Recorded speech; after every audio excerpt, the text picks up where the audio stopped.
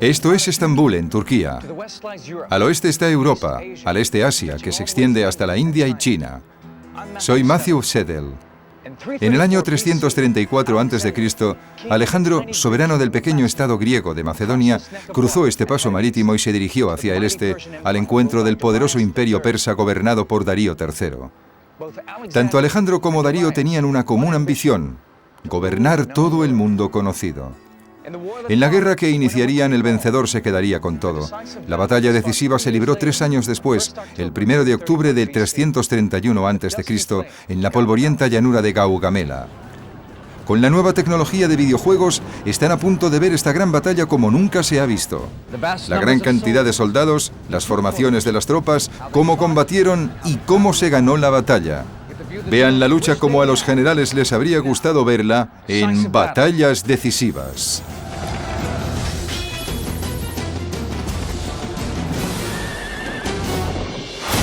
Batallas decisivas. Gaugamela. Los acontecimientos que condujeron a esta gran batalla se iniciaron muy lejos de las polvorientas llanuras de Persia. En el año 356 a.C., el rey de Macedonia, Filipo, y su mujer Olimpia tuvieron un hijo que llamaron Alejandro. Filipo era el rey más poderoso de la Grecia de entonces, pero le resultaba muy difícil mantener unidos los diferentes estados. Contemplaba la guerra contra el viejo enemigo griego, Persia, como una forma de unir Grecia y de obtener el poder. Pero Filipo tenía problemas domésticos. Teniendo ya 6 esposas, en el 337 a.C. se casó con la 7ª, una joven adolescente llamada Cleopatra. Olimpia se puso furiosa porque temía que su hijo Alejandro nunca llegara a convertirse en rey. Al año siguiente, el 336 a.C., Filipo fue asesinado. Se sospechó que el asesinato había sido organizado por Olimpia, pero tal y como ella deseaba, su hijo Alejandro, de 20 años de edad, heredó tanto el trono de Filipo como su ambición por conquistar Persia. Creo que Persia simbolizaba para Alejandro el dragón que debía matar. Era como el saqueo Troya multiplicado por 100. El imperio persa era inmenso, pues abarcaba Turquía, Irak, Irán, Afganistán y el norte de la India. Pero su gran dimensión solo animó a Alejandro. Era un personaje insaciablemente curioso que quería contemplar las tierras que había más allá de Persia y el océano que se creía que rodeaba Europa y Asia en los confines del mundo entonces conocido. Alejandro era a la vez un cazador y un conquistador, y su ambición no tenía límite. Su primera tarea era vencer al imperio persa de Darío III. La segunda, recuperar los territorios del antiguo imperio persa, del que había oído hablar y que se había extendido hasta el Hindu Kush, que actualmente es Pakistán. El tercer objetivo era alcanzar el límite que los griegos creían que era el océano. Quería seguir adelante hasta llegar al océano oriental.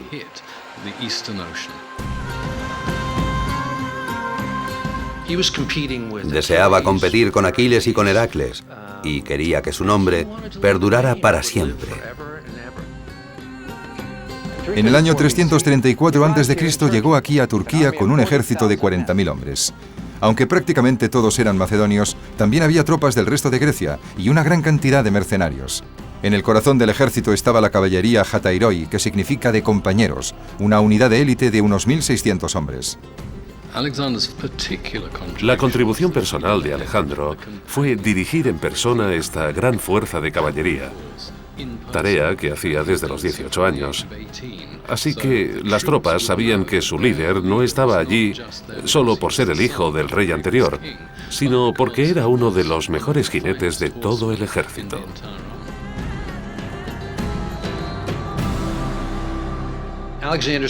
La caballería Hatairoi de Alejandro era probablemente la mejor caballería que ha existido en la historia de la humanidad. Eran compañeros del rey, la élite de Macedonia que podía llamar a Alejandro por su nombre, y eran sus amigos. Los persas enviaron a su vez un ejército para hacer retroceder a ese joven advenedizo al otro lado del Helesponto. Las dos fuerzas se encontraban junto al río Gránico. Alejandro condujo a la caballería al otro lado del río. Se dirigió directamente hacia Mitrídates, el yerno de Darío, hundiéndole la lanza en la cara y matándole instantáneamente. 2 generales persas atacaron a Alejandro. Uno le abolló el casco con un golpe de espada, pero Alejandro logró terminar con él.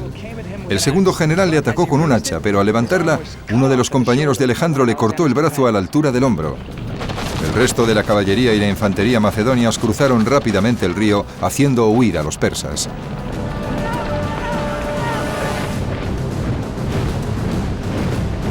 Alejandro continuó su avance hacia el este a través de Asia Menor.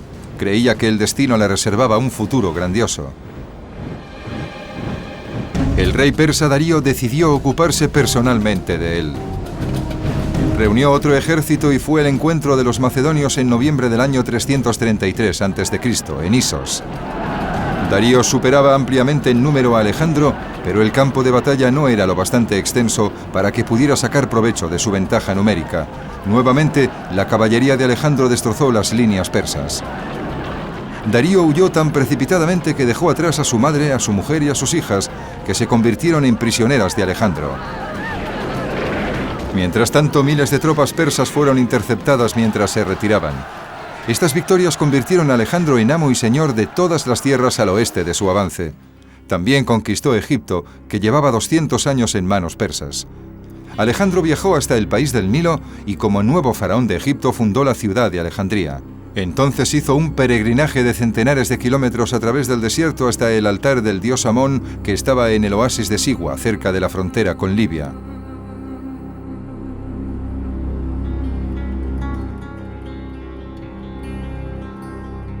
Las preguntas que se le hacían a Amón se respondían a través de un sacerdote. Alejandro le preguntó: ¿gobernaré el mundo entero? Parece que la respuesta fue que sí, pero los sacerdotes fueron más allá. Se dirigieron a Alejandro llamándole hijo del dios. 2000 años después de su peregrinaje por el desierto, seguían existiendo monedas griegas con la representación de Alejandro como dios carnero. Aquellos que le conocían aseguraron que Egipto le había cambiado. Él creía que se había vuelto divino e invencible. En julio del año 331 a.C., su ejército estaba listo para avanzar hacia el este, hacia el corazón de Persia. 3 meses más tarde cruzó los ríos Éufrates y Tigris. Darío, que había aprendido de su derrota en Isos, le esperaba en la llanura de Gaugamela, nombre que significa la casa del camello. Darío escogió luchar allí para poder usar su caballería y sus carros a pleno rendimiento. Lo arriesgaba todo para poder detener a Alejandro definitivamente, ya que si éste derrotaba a su ejército, todo el imperio persa quedaría en manos de un nuevo líder, Alejandro Magno.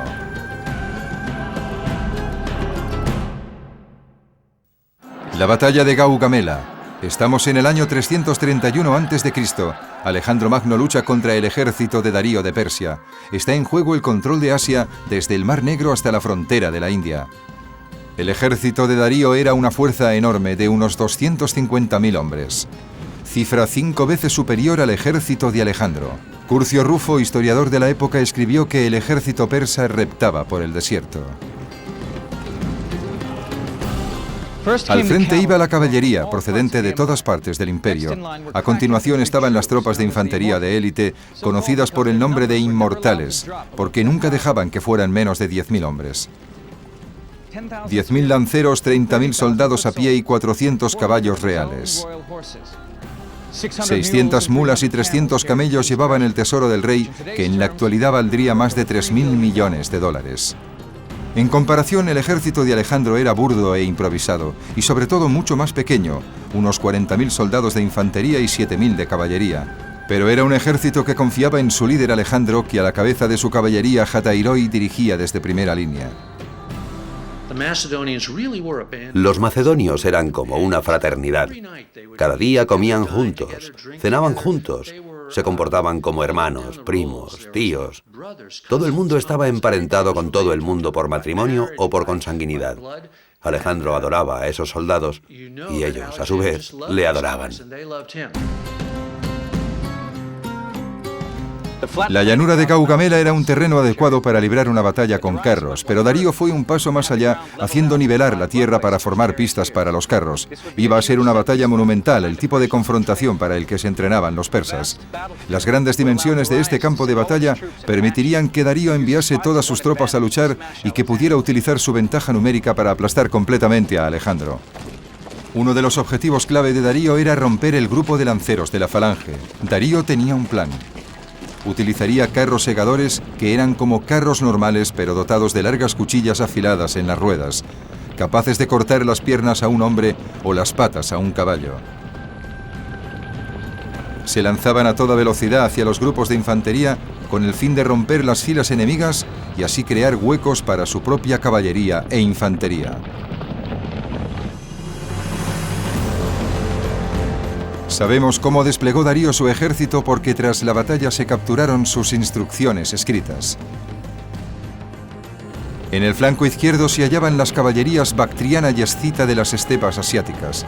Su trabajo consistía en detener la carga de la caballería Hatairoi.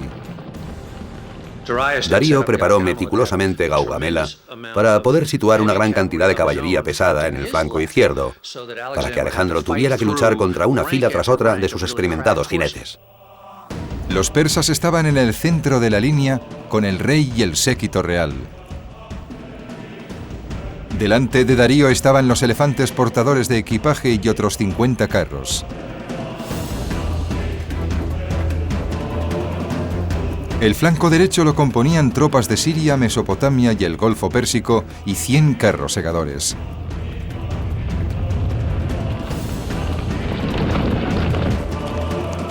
Como todos los comandantes griegos antes de él, Alejandro organizó su infantería en falanges. Esos bloques de tropas formaban un muro de lanzas para detener al enemigo.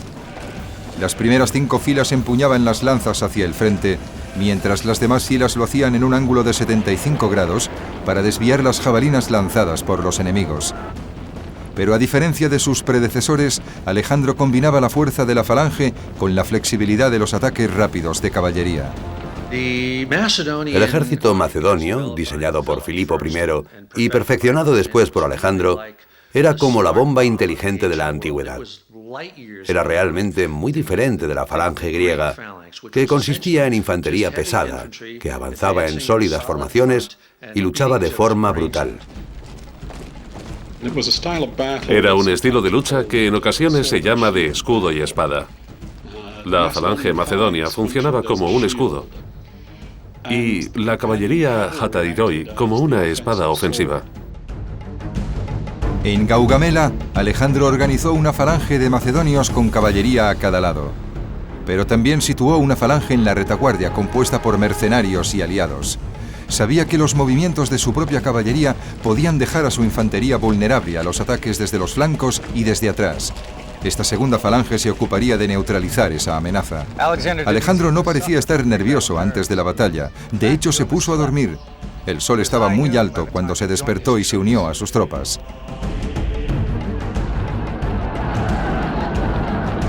Los dos ejércitos avanzaron en línea de batalla. Darío tenía el terreno a su favor. La amplia llanura era perfecta para desplegar su infantería, muy superior en número, y su caballería. Los persas quintuplicaban las fuerzas de Alejandro. Para evitar que le superaran por los flancos, Alejandro dirigió su caballería a la derecha, hacia el final de la línea persa.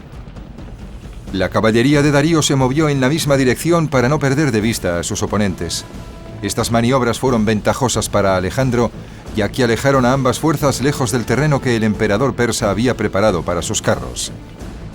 Darío se dio cuenta de lo que estaba ocurriendo y ordenó el avance de su flanco izquierdo. Para evitar que le rodearan, Alejandro cargó entonces contra los persas. Lo que Alejandro buscaba en sus batallas era ante todo una abertura en la formación enemiga. En cuanto la encontraba, dirigía una carga de su caballería Hatairoi directamente hacia ese hueco.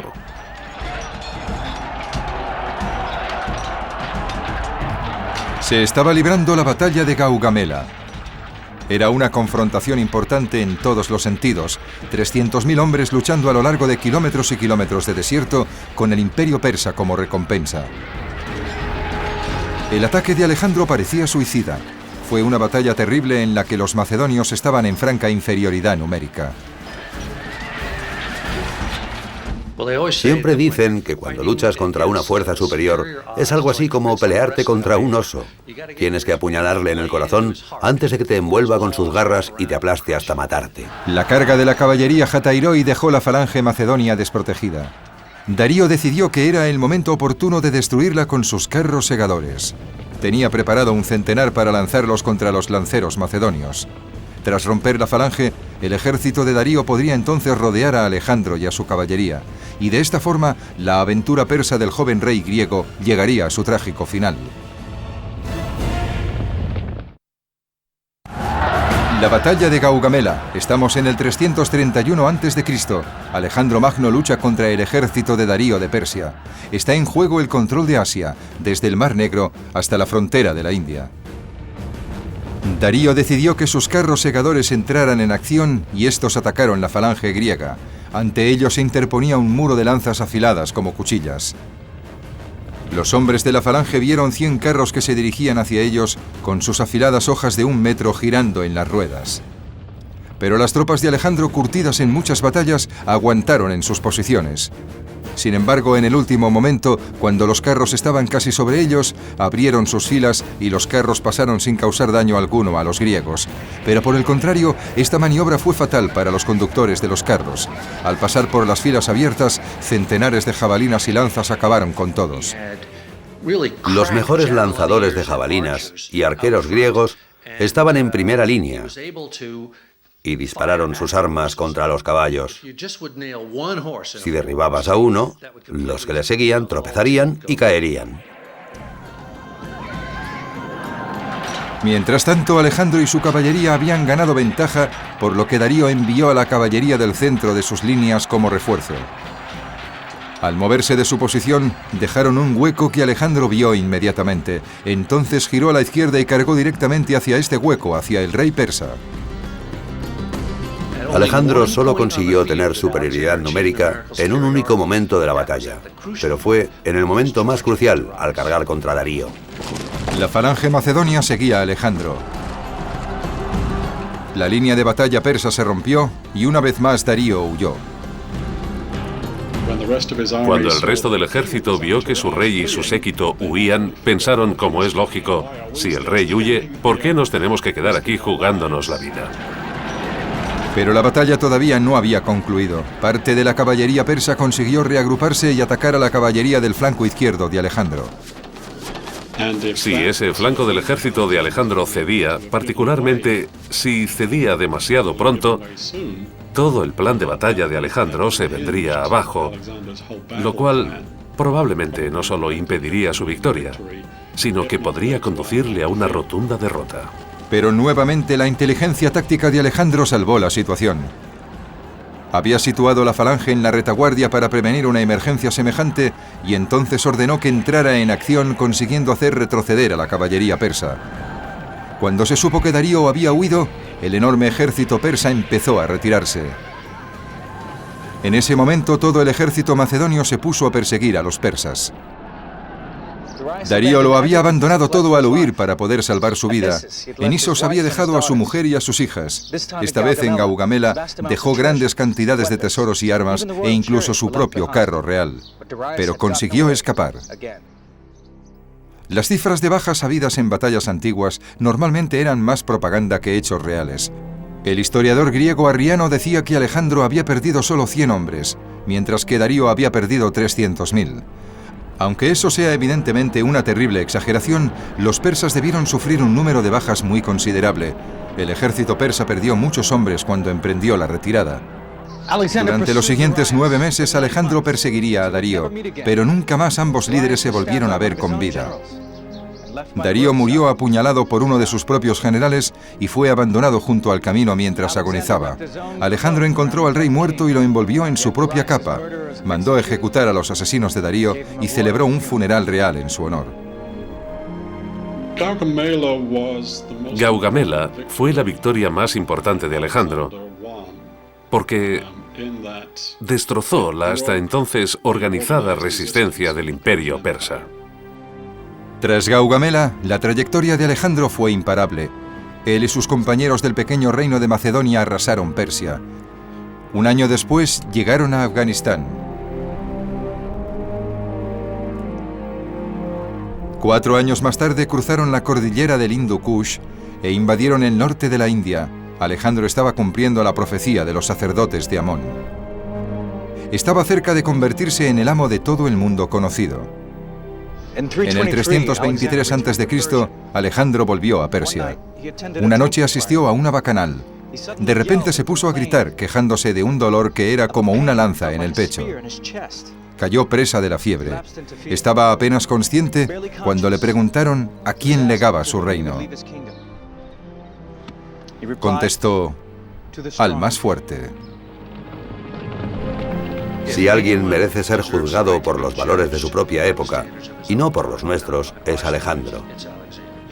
Luchó siempre como un héroe, y nunca fue un general frío y calculador como César o Napoleón. Estaba ahí, en primera línea, sobre su caballo bucéfalo, atacando, y creía que a eso se reducía todo. El 11 de junio murió a los 32 años. Después de todo, no era un dios. Tenía el cuerpo cubierto de cicatrices de sus numerosas batallas. Hasta 8 veces fue herido gravemente y había sido alcanzado por todo tipo de armas, como flechas, espadas, lanzas y jabalinas. Los egipcios le embalsamaron y no le llevaron a su patria, a Macedonia, sino a Alejandría, que llevaba el nombre del mejor comandante que el mundo había conocido. Su imperio no sobrevivió. Ningún hombre fue lo bastante poderoso como para heredar su importante legado. En lugar de ello, se dividió entre sus generales. Nunca más ningún hombre igualaría a Alejandro como conquistador.